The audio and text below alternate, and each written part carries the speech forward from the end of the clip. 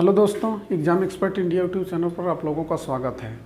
देखिए, जो ये वीडियो है इसमें हम किसी टॉपिक पे, पढ़ाई के टॉपिक पे चर्चा नहीं करेंगे, बल्कि एक जो है वैकेंसी आने वाली है तो उसी के बारे में चर्चा करेंगे। हालांकि ये वैकेंसी तो मानदेय पदों पे है, लेकिन अच्छी वैकेंसी है तो इसके बारे में चर्चा करना ज़रूरी है। हम ऐसे जो है जो वैकेंसी आएगी उस पर भी जो है इस चैनल पर वीडियो आप लोगों को मिलता रहेगा, ताकि डिटेल में एक समग्र रूप से जानकारी हो पाए और स्वयं समझें और दूसरे को अच्छी जानकारी जो है उस तरीके से बता दें। इसका वीडियो का मुख्य उद्देश्य यही है। तो इसमें जो है जो वैकेंसी है आंगनबाड़ी कार्यकर्त्रियों, मिनी आंगनबाड़ी कार्यकर्त्रियों, सहायिका के जो पद आने वाले हैं। अभी विज्ञापन जारी नहीं हुआ, लेकिन जो है निदेशक द्वारा जो है इसका जियो जारी हो गया, बाल एवं पुष्टाहार निदेशक द्वारा। तो हम उसी के बारे में चर्चा इसमें करेंगे कि क्या क्वालिफिकेशन है, कैसे क्या है उसकी योजना है, कैसे मानदेय है, कैसे पदों की संख्या, उसके बारे में हम इसमें डिटेल में चर्चा जो है करेंगे। तेज़ी से करेंगे, बहुत लंबा वीडियो ताकि ना हो। देखिए, जो योजना है एक प्रकार से ICDS, भारत में एक योजना बहुत तो कहा जाए तो एक वर्ल्ड लेवल पे एक कम्युनिटी रूप में जो प्रोग्राम चलाया गया, स्कीम चलाई गई, बहुत बड़ी योजना थी। एक योजना जो है ICDS योजना चलाई गई है 2 अक्टूबर 1975 को। कम्युनिटी लेवल पे दुनिया की बहुत बड़ी योजनाओं में सम्मिलित। ICDS का मतलब क्या है? इंटीग्रेटेड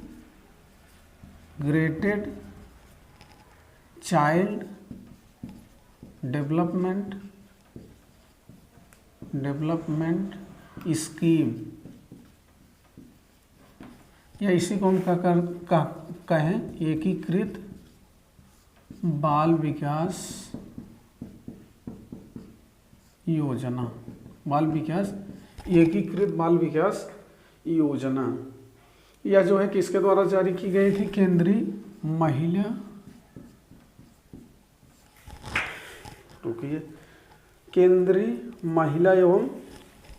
एवं बाल विकास मंत्रालय द्वारा। किसके द्वारा जारी की गई? केंद्रीय महिला एवं बाल विकास मंत्रालय द्वारा कौन योजना चली गई? ICDS, integrated child development scheme या एकीकृत बाल विकास योजना। इसमें 3 प्रकार की योजनाएं जो है सम्मिलित थी, जिसमें 6 वर्ष के उम्र के जो है बच्चों की देखभाल थी, उनके लिए पोषण की चर्चा थी। दूसरा थी 16 से 44 वर्ष की महिलाओं की, और जो है तीसरा इसमें जो महिलाएं दूध पिलाती हैं, स्तनपान कराने वाली महिलाओं के बारे में जो है उनके स्वास्थ्य के संबंध में, उनके शैक्षणिक लेवल में एक पैकेज था, एक योजना के रूप में पैकेज था जो इम्प्लीमेंट किया गया देश में राज्यों की मदद से। बाद में इसमें राज्यों द्वारा भी तमाम योजनाएं चली गई जो इसी के माध्यम से संचालित की जाएंगी। इसी में जो उत्तर प्रदेश में बाल एवं बाल पुष्टाहार द्वारा जो है योजना चलाई गई, बाल विकास एवं पुष्टाहार। कौन से? बाल विकास एवं पुष्टाहार। तो इसी का एक अभिन्न अंग था।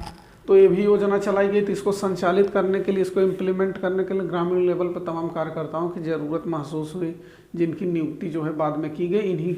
इसी कार्यक्रम को प्रचार के लिए ग्रामीण लेवल पे या शहरी लेवल में योजनाएं संचालित की जाती हैं, ताकि जो है जो हमने चर्चा की 6 वर्ष की उम्र के बच्चों को, 16 से 44 वर्ष की महिलाओं को तथा दूध पिलाने वाली महिलाओं को स्वास्थ्य उनका अच्छा रहे, उनका शैक्षणिक चीज़ें पूरे का क्या रहेगा, प्रचार प्रसार में एक एकीकृत योजना जो है लॉन्च की गई थी। अब तो जैसे समाचार में सुने होंगे कि आंगनबाड़ी कार्यकर्त्रियों को जो है प्रशिक्षण दिया जा रहा, नर्सरी और प्री नर्सरी लेवल पे एजुकेट करने के लिए उनका सहयोग लिया जा रहा, ताकि शिक्षा का प्रसार जो है देश में तेज़ी से किया जा सके।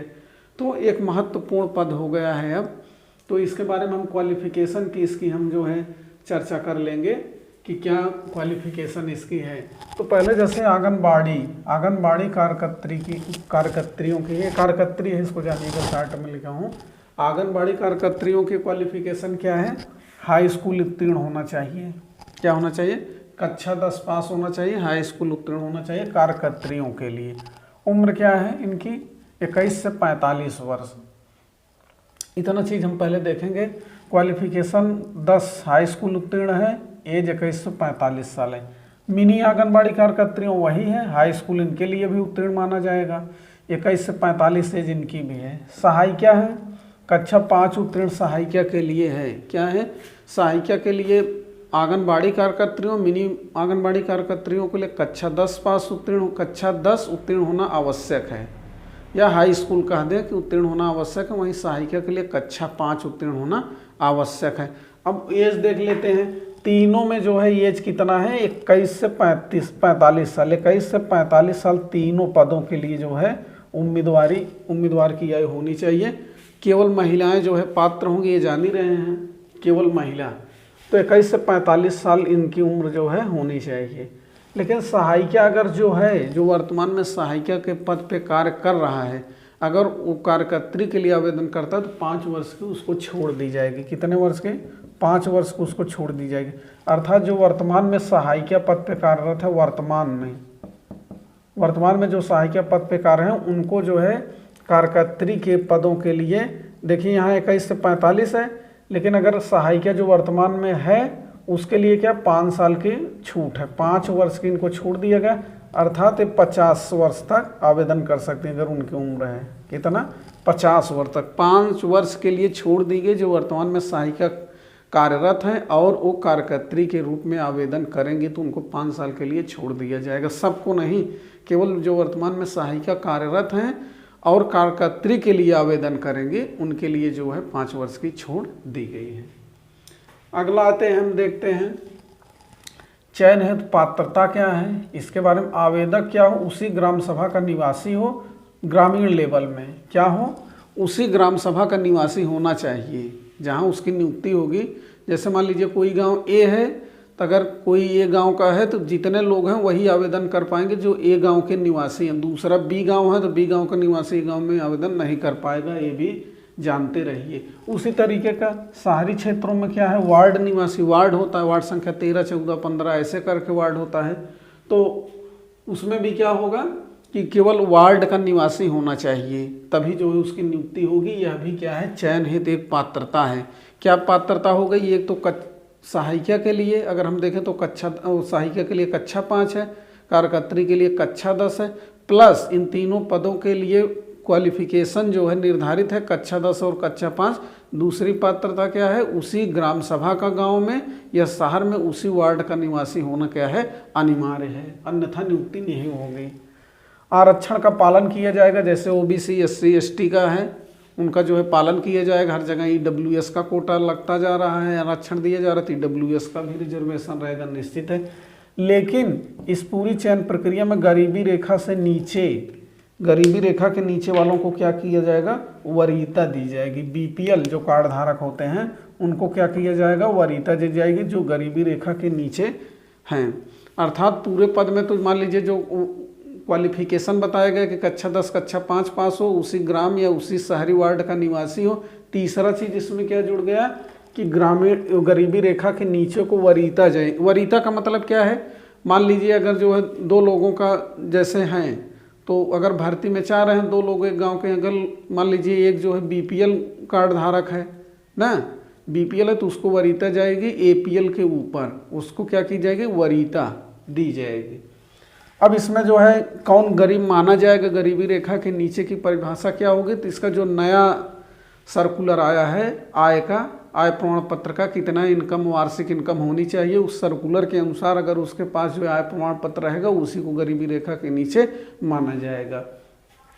ग्रामीण क्षेत्रों में कितना है, 46,080 रुपये वार्षिक। कितना है, 46,080 रुपया वार्षिक अगर है तो क्या माने जाएंगे, अब बीपीएल की श्रेणी में तभी माने जाएंगे जब आपकी वार्षिक आय कितनी होगी, 46,080 है, इससे जो है कम।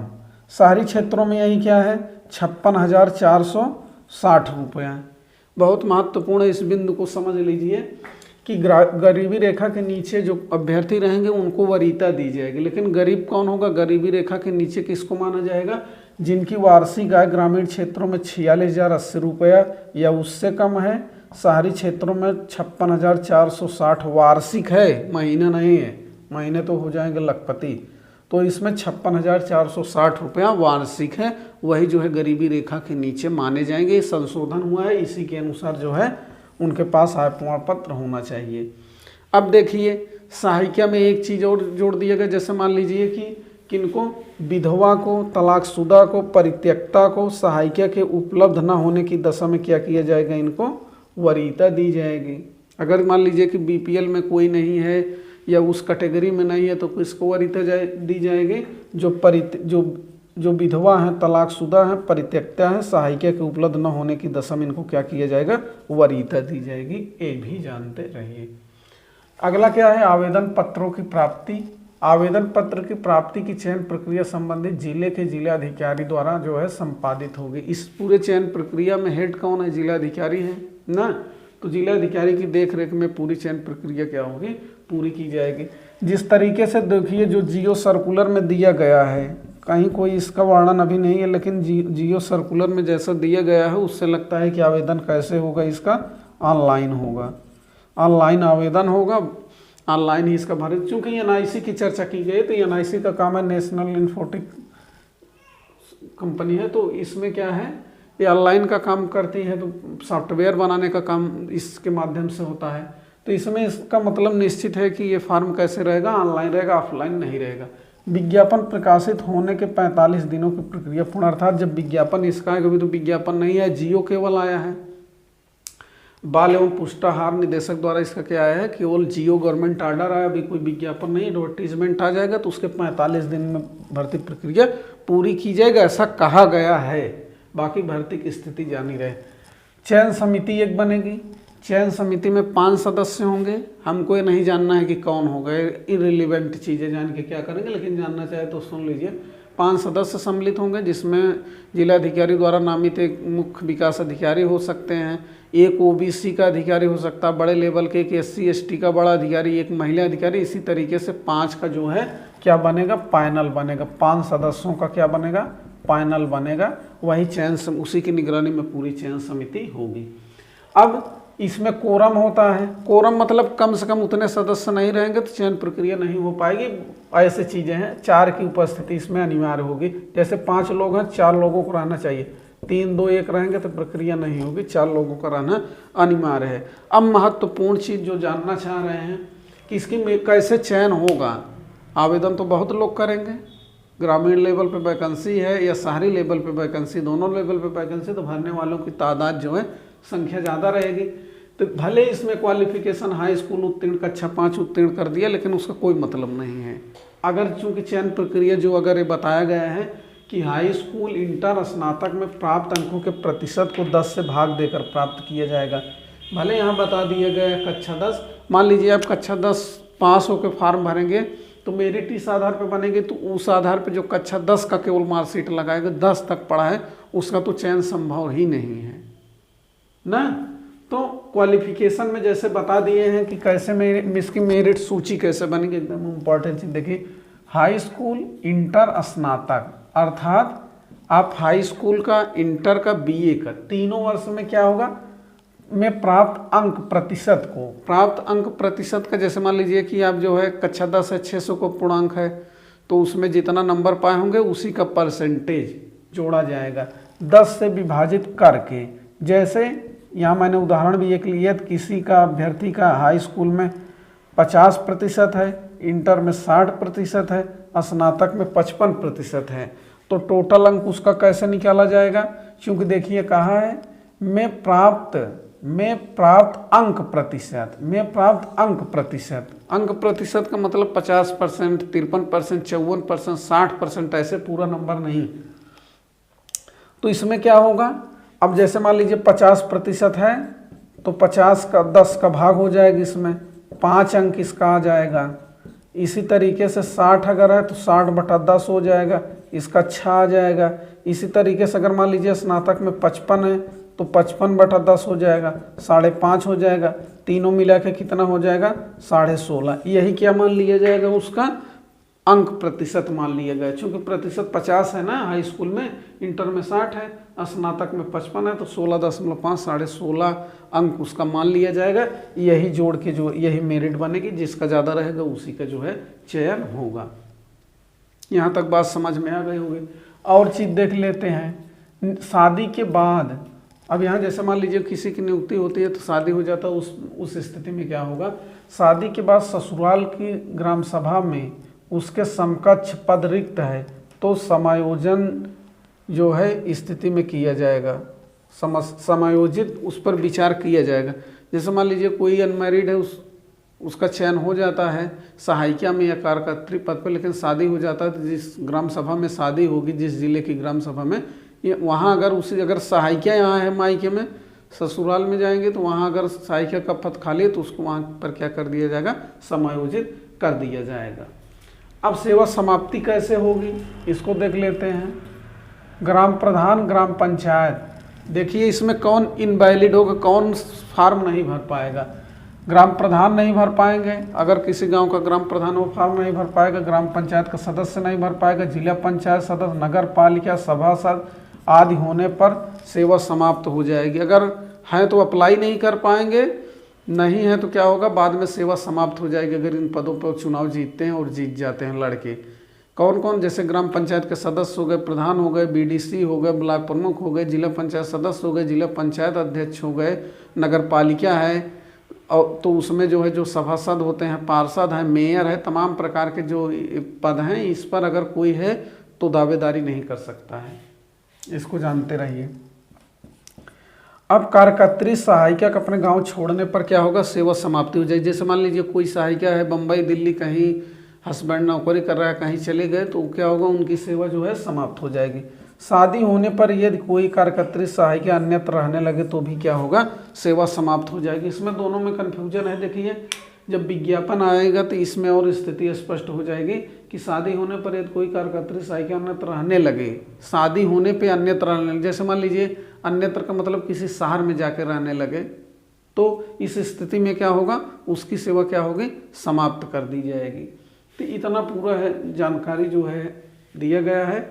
अब इसमें जो और बचता है जानकारी, जैसे पदों की संख्या, इसमें और जानकारी जो मुख्य रूप से बनती है वो क्या बनती है कि पदों की संख्या क्या बनती है, पदों की संख्या।